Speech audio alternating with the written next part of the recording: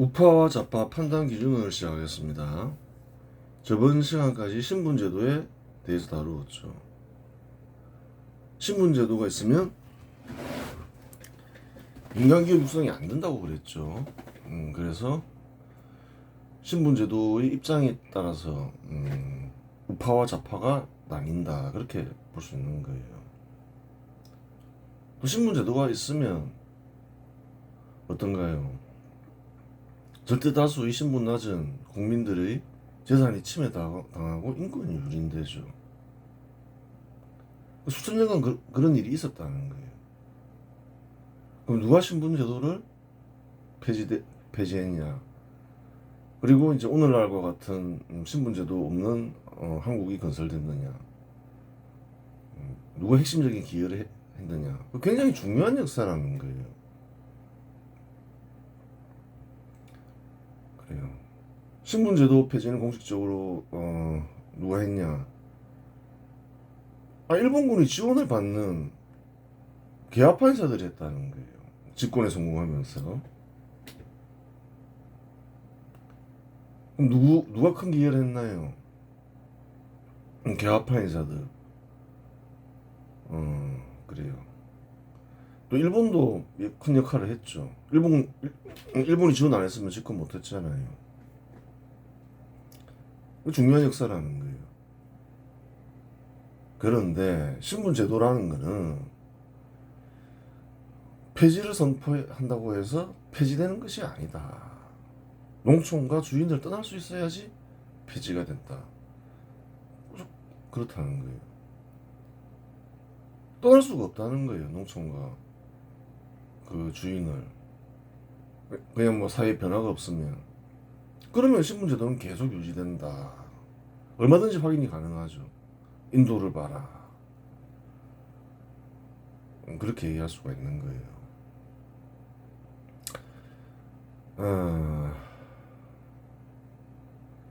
그런데 이제 조선총독부에서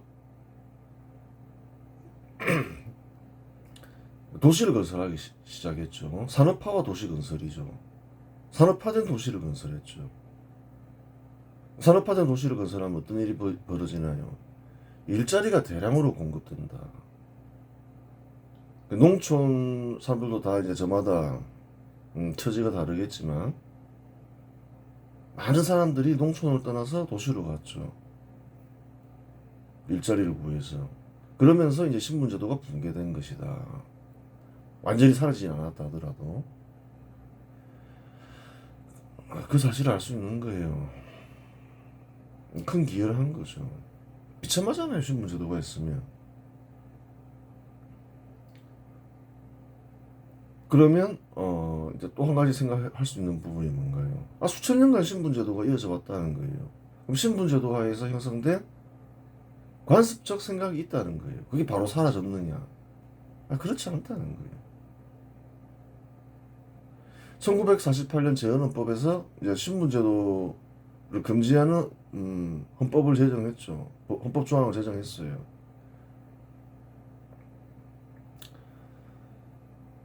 법으로 제정한다 해서 사람들이 생각과 행동이 바뀌는 건 아니라는 거예요. 현실 한국에서도 신분제도의 잔재가 남아있다는 거예요. 사람들이 생각과 행동을 완전히 바꿔야 되는 거예요. 그렇지 않는 한 신분제도가 완전히 철폐되지는 않는다는 사실을 알아야 돼요.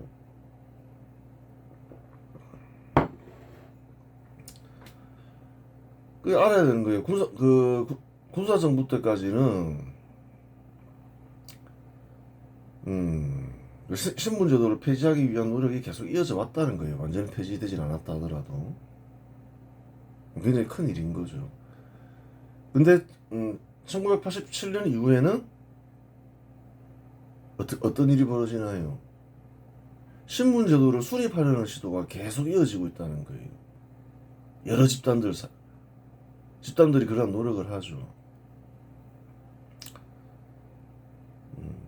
신분제도를 금지한다.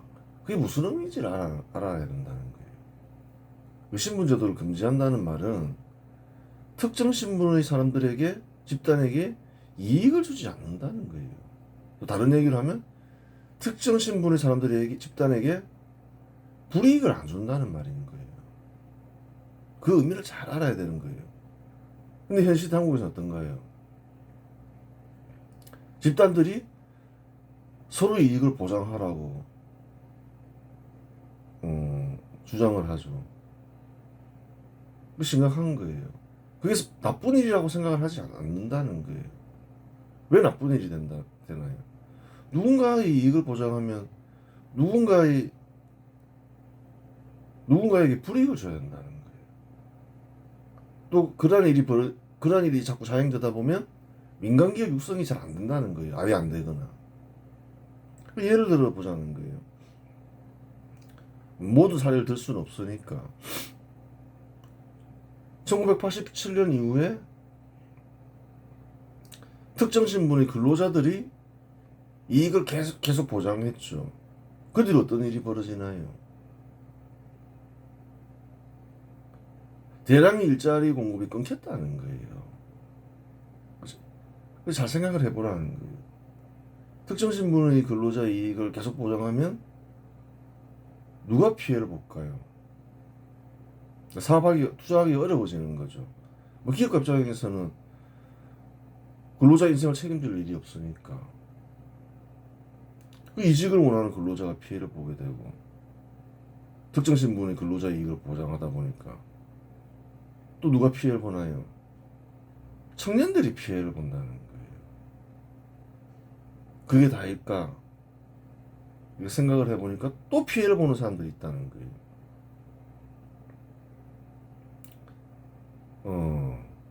1987년 이전에 어떤가요? 어느 정도 계약의 자유가 보장됐다는 거예요. 그러니까 이제 어떤가요? 그냥 기업들이 그냥 근로자를 썼다는 거예요. 동일한 일을 하면 동일한 거의 소득을 보장하면서 썼죠. 근데 근로자의 이익을 자꾸 보장하다 보면 그 사실 비용이라는 거예요. 그게 비용이 자꾸 늘어나죠. 근로자를 함부로 고용할 수 없게 됐다는 거예요.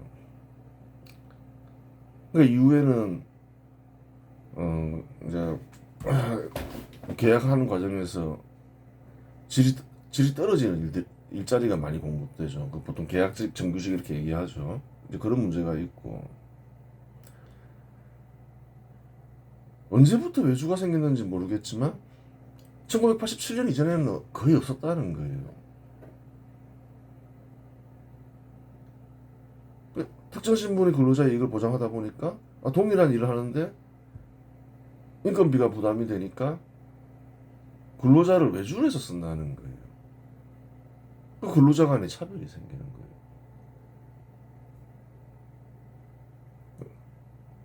그래요. 또 투자를 꺼리게 되고 기업들이.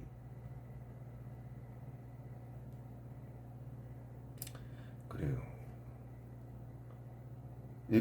그 말했잖아요. 근대 국가에서는 신분제도를 금지시키는 이유가 있다.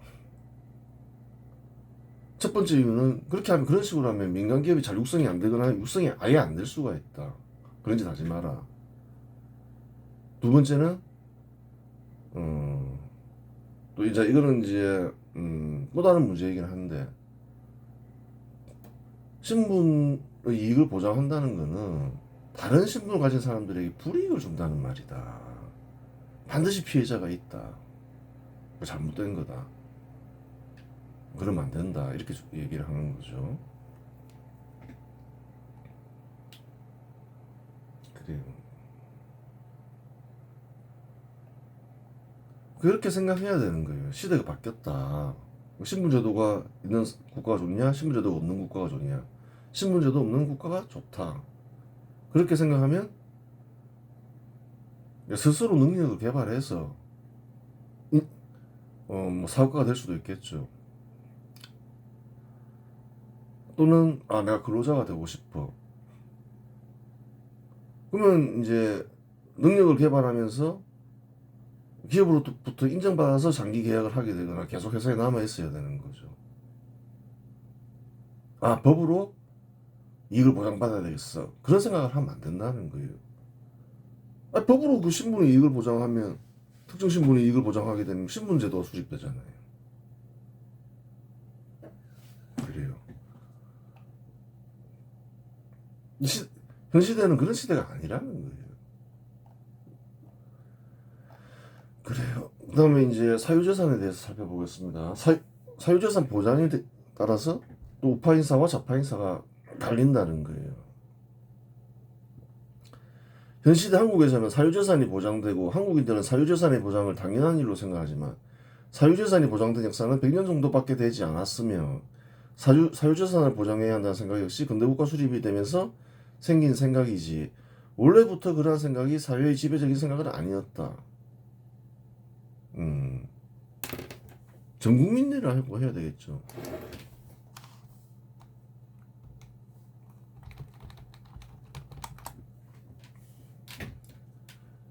아니, 전 국민의 사유재산이 언제부터 보장됐냐는 거예요. 가장 대규모 밀란이 언제 일어났나요? 원래부터 밀란이 그전에도 많았지만 1894년에 일어났다는 거예요. 그 뭐라는 거예요? 그 밀란이 왜 일어났냐는 거예요. 수탈 때문에 일어난 거 아니에요. 고무군수 조병갑이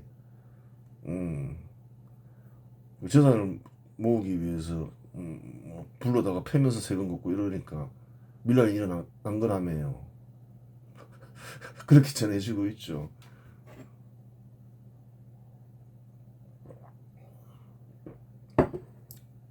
사유재산 침해를 당연하게 생각했으면 알 수가 있는 거예요.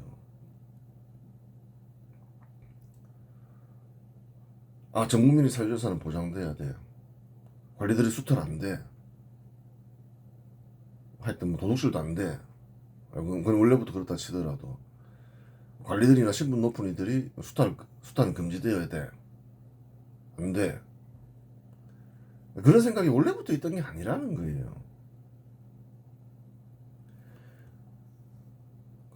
동안만을 봐라. 쉽게 확인할 수 있는 거예요. 재산이 없으면 재산을 투입하여 사업을 시작할 수 없고 사업할 수 없으니 민간기업 육성은 불가능하다. 그러한 이유로 사유재산에 대한 입장은 근대국가 수립 세력과 근대국가 수립 반발 세력을 나누는 중요한 기준이 된다. 핵심이 되는 기준은 민간기업 육성이라는 거예요. 근데 어떻게 육성이 되지? 그걸 생각해 보라는 거예요.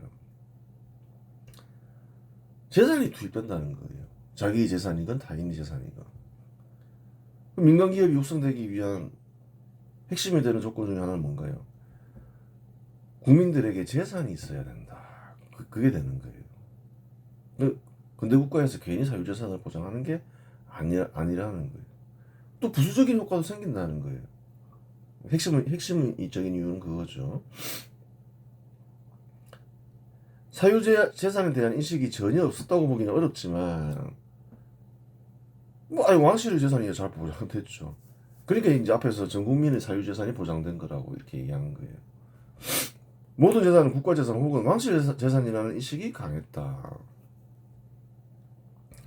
절대다수의 사회 구성원들은 왕실에 세금을 바치는 노예, 그렇게 생각했죠.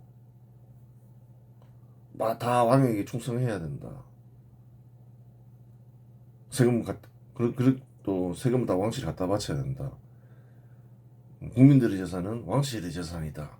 이런 인식이 강했죠. 혹은 신분이 높은 지주에게 소득을 발생시키는 데 필요한 도구 정도로 인식되었다. 그렇죠. 왕실이나 신분이 높은 지주가 절대다수의 국민들을 수탈하는 입장에서는 죄악시되지 않는다.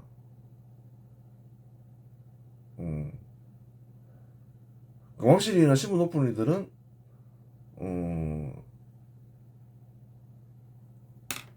국민들을 수탈하는 일이 죄악시되지 되냐면 안 되나요?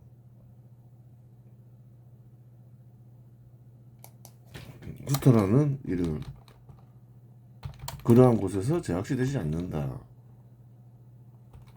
죄악시되지 않는다는 거예요. 왜 죄악시되지 않나요? 국민들의 재산을 인정하지 않는다는 거예요. 다 왕실 재산인데 미천한 신분의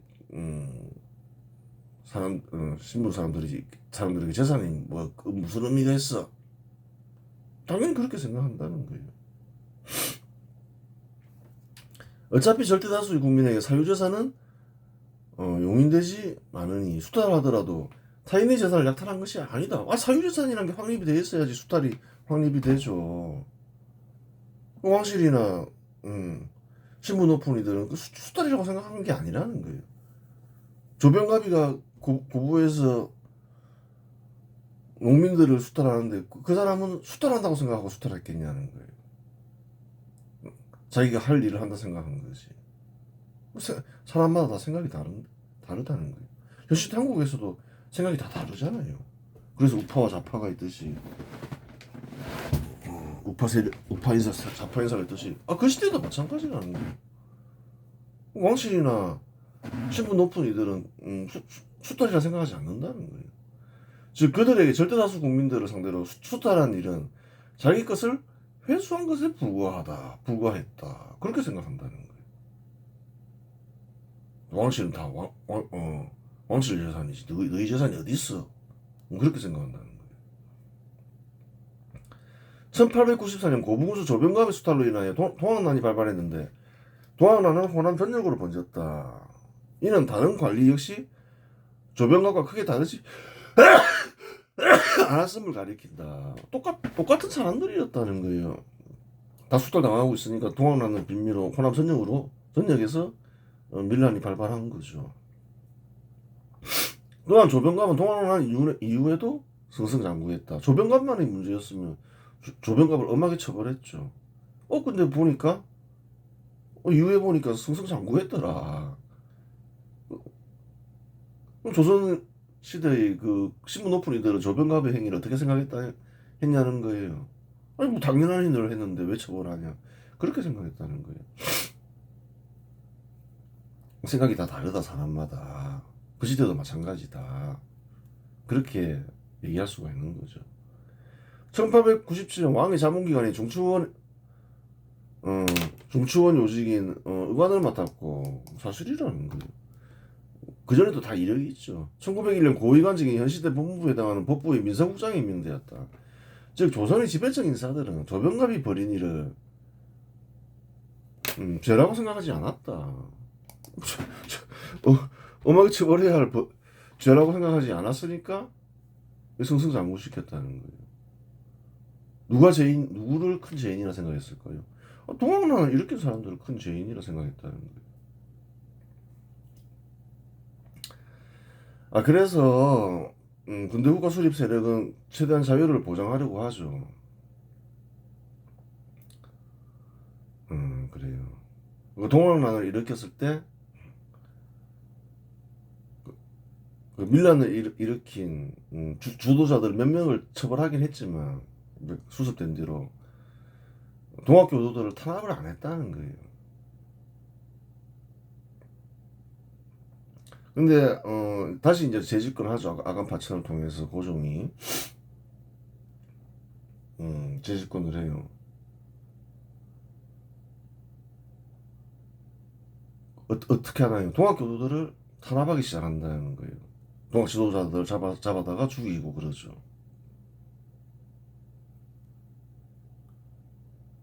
그러면서 동학교도들이 이제 깨닫게 되는 거예요. 동학 지도자들은 일본으로 도주하고 거기서 이제 갑신정변 인사들을 만나고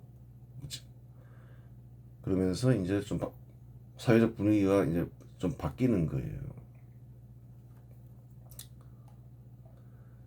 인권은 재산과 밀접한 관련이 있고 인권은 곧 재산이다라고 말해도 그게 틀린 말이 아니다. 이걸 알아야 되는 거예요.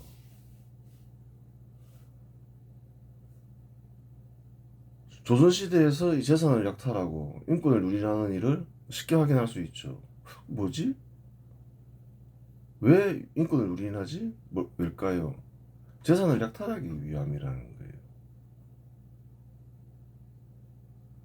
인권이 곧 재산권이라고 봐도 된다는 거예요.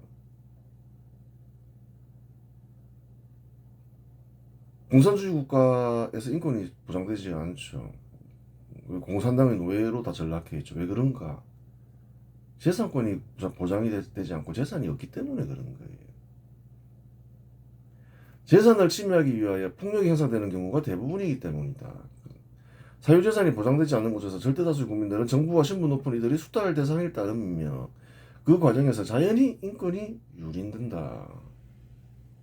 그렇게 그럴 수밖에 없다는 거예요. 조선 보라는 거예요. 공산주의 국가들 보라는 거예요.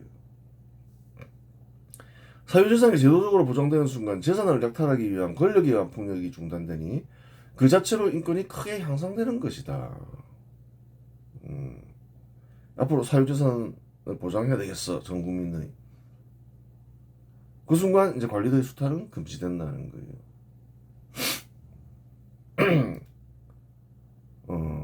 그래서 뭐 사유재산은 민간기업 육성을 위해서 꼭 필요한 거죠. 재산이 없으면 기업 육성이 안 되니까. 그런 것도 있지만 국민들의 인권을 보장하기 위해서는 어떻게 해야 되나요? 사유재산을 확실하게 보장해야 된다는 거예요.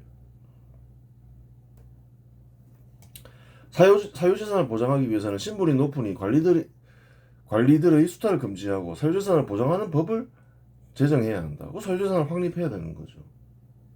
조선시대에 사유재산이 확립이 돼 있었냐는 거예요. 잘 생각해 보라는 거예요. 사유재산을 보장해야지 관리들의 수탈을 금지할 수 있다. 그럼 사유재산을 어떻게 보장해야지? 사유재산을 확립해야 되겠다. 그래서 하게 되는 게 토지조사 사업이라는 거예요.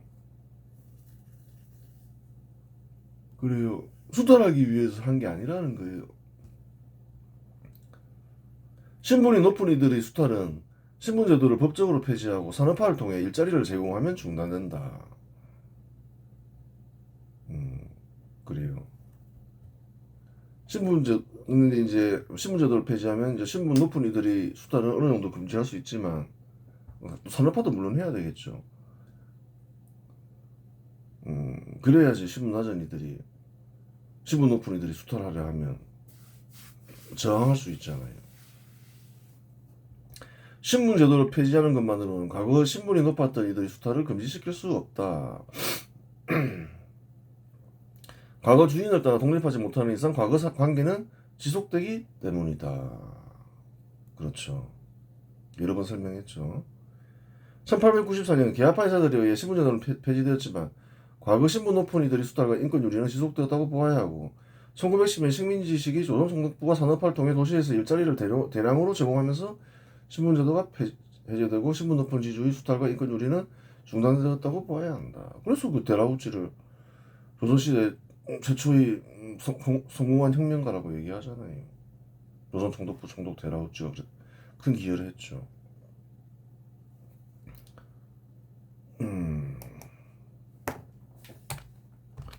식민지가 되어 이전 조선 왕실은 지방을 책임지는 관리에게 막강한 권한을 부여했다. 식민지 이전에는 이제 조선 왕실이 지방 관리에게 막강한 권한을 부여했다는 거예요. 이제 어떤 역사로 살펴보는 건가요? 중요한 역사라는 거예요. 수천 년간 지방 관리들이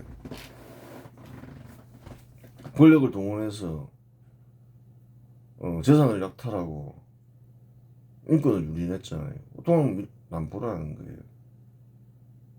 그러니까 민간기업 육성에 그러니까 근대국가 수립에 필요한 일들이 뭔가요?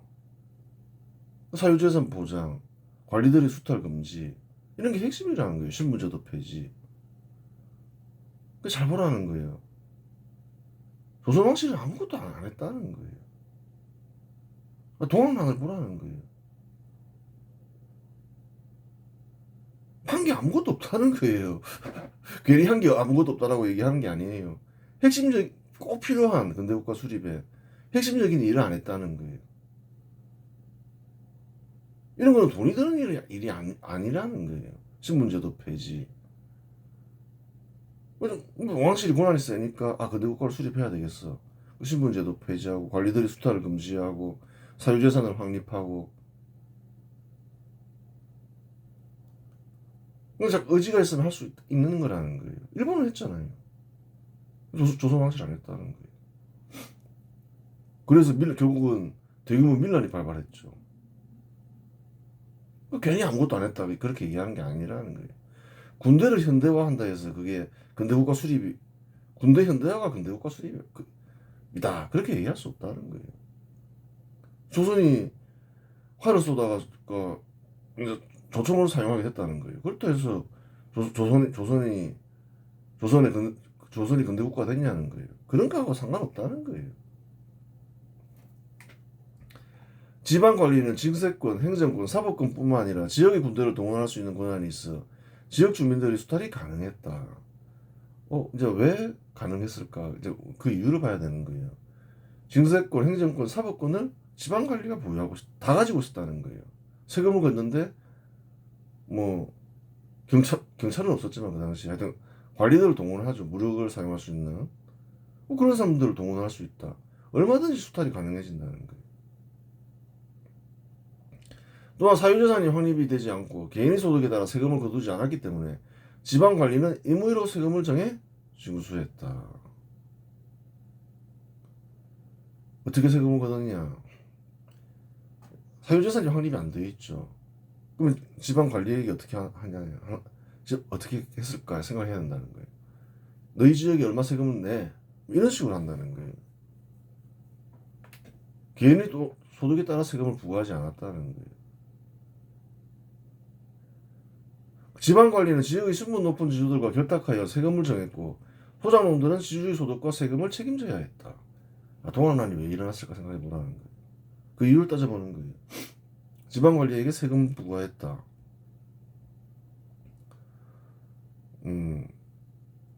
자기 편이 있어야 될 거 아니에요. 신분 높은 지주들은 이제 관리와 결탁하죠. 또 관리도 이제 자기 편이 있어야 되니까 이제 지주들이 자기 편인 거예요. 세금을 걷는 거예요. 중앙정부에 살당한 세금. 그러면 이제 신분 낮은 이들이 세금을 자연히 많이 부담하게 되겠죠. 근데 지방관리는 또한 징세권만 가진 게 아니라 막강한 권한을 가지고 있다는 거예요. 또 자기도 재산 모아야 된다 생각하니까 그래요. 이상한 일들이 벌어지는 거예요. 그럼 밀란이 일어나는 거예요. 사람을 불러다 패고 권한이 있었다는 거예요. 그럴 권한이 지방관리는 조선시대에는. 가시지원 변호사들은 근대국가 수립을 위해서는 관리들이 수탈을 금지시켜야 한다는 사실을 잘 알았고 그러기 위해서는 세금 제도를 개혁해야 한다는 사실을 역시 알았다. 그래요. 민간기업이 육성되게 해야 되겠다. 국민들에게 재산이 있어야 되겠다. 재산이 보호되기 위해서는 생각하는 거죠. 신분제도를 폐지하고 관리들의 수탈을 금지시키고 사유재산을 확립해야 되겠어. 갑신정변 이사들이 굉장히 똑똑했다는 거예요. 현 시대에도 근대국가가 뭔지 모르는 사람이 태반이죠. 조선시대에는 더 심했겠죠. 대부분이 몰랐죠. 근데 갑신정변 인사들은 알았다는 거예요. 현 시대 사람들보다 훨씬 나았다는 거예요. 그러한 이유로 1884년 집권했을 때 세금제도 개혁을 시도했다. 사실이라는 거예요. 갑신정변 인사들의 개혁 방안에는 신분제도 폐지뿐만 아니라 세금제도 개혁도 포함되었다. 이 잘 보라는 거예요. 지조법을 개혁하여 지조법은 세금과 관련된 법이죠.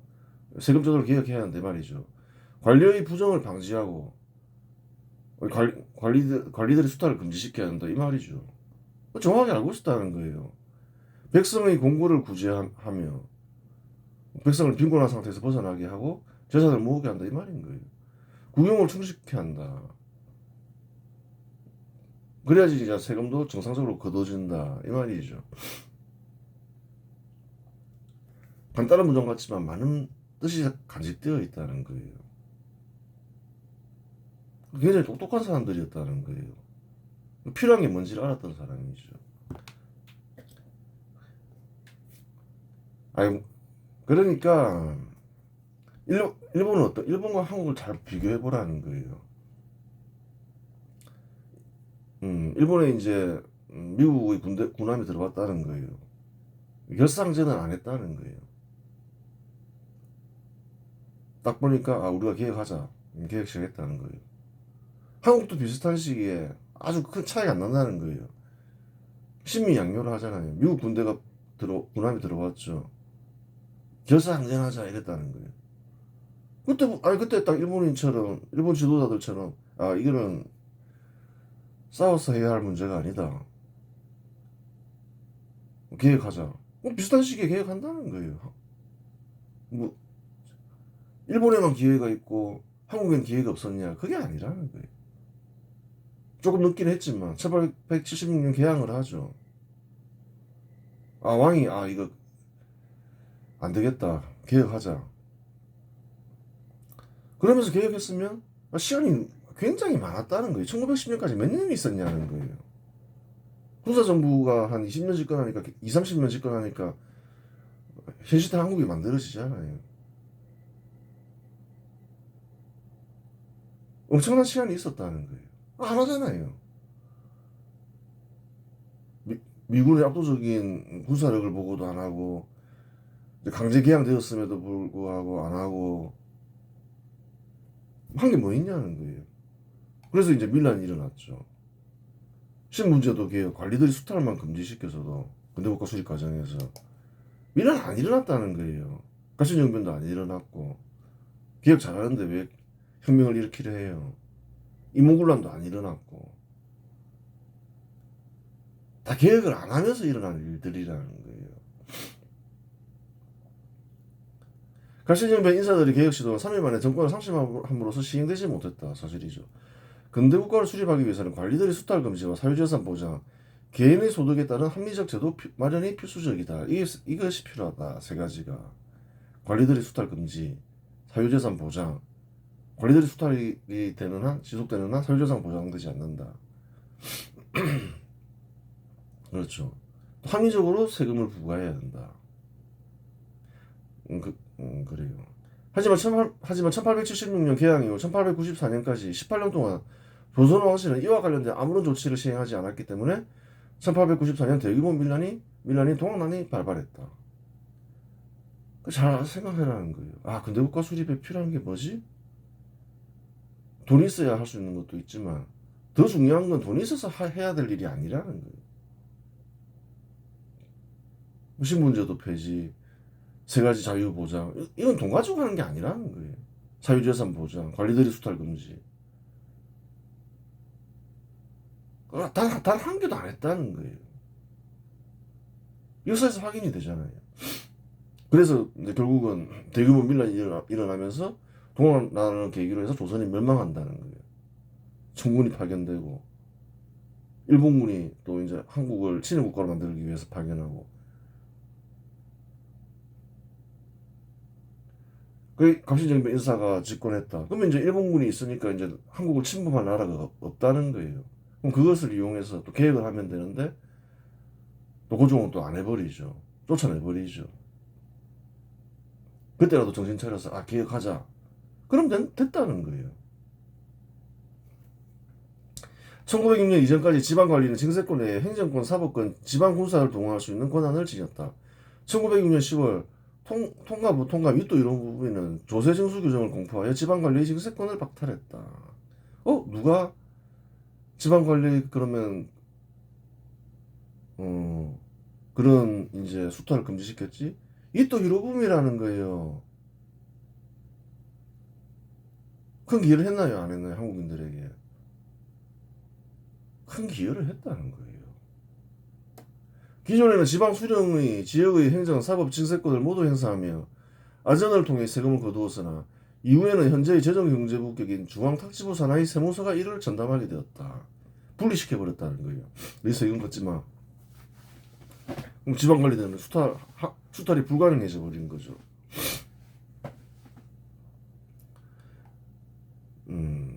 이또 히로부미는 수천 년간 이어온 관리들이 수탈을 금지했으니 이전에 이보다 더 위대한 개혁가는 한반도에 없었다. 잘 생각해야 되는 거예요. 계속 관리들이 신분하자이들을 수탈해왔죠. 그럼 누가 못하겠나요? 이또 히로부미라는 거예요. 큰 기여를 했나요? 안 했나요? 큰 기여를 했다는 거예요. 조선왕실이 관리들이 수탈 금지시켰냐는 거예요. 아니라는 거예요.